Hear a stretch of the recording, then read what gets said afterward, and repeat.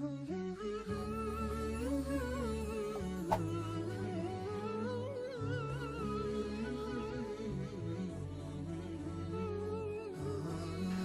عليكم. الحمد لله والصلاة والسلام على رسول الله وعلى آله وصحبه ومن والاه.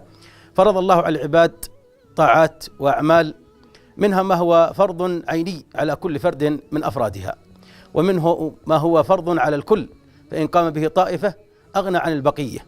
وإن من وجد في نفسه الفرصة ووجد في نفسه التهيؤ للعمل الصالح الذي هو فرض كفاية على الأمة فقام به، فقد حمل عن الأمة حملا عظيما وخفف عنها ونال شرف العمل هذا الذي كان عاما للأمة، فكان هو الذي قام به وتولى القيام به دون بقية أفراد الأمة. فهنيئا لمن وفق لعمل صالح من هذه الأعمال التي هي فرض الكفاية على الأمة، ومن ذلك الدعوة إلى الله تبارك وتعالى. قال عز وجل: ولتكن منكم أمة يدعون إلى الخير ويأمرون بالمعروف وينهون عن المنكر. فمن كان أهلا لهذا العمل مهيئا له، عارفا بأساليبه، متمكنا من العلم الذي يساعده على بذل الأمر بالمعروف والنهي عن المنكر والدعوة إلى الله، فهنيئا له، وقد وفق لعمل يحمل به العبء عن هذه الأمة، ولعله يفوز بقوله عز وجل في ختام هذه الآية: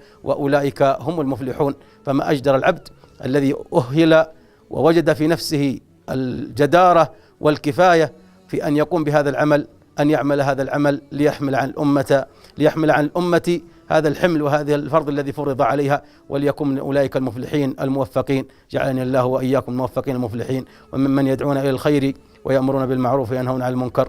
وصلى الله وسلم على نبينا محمد وعلى آله وصحبه أجمعين.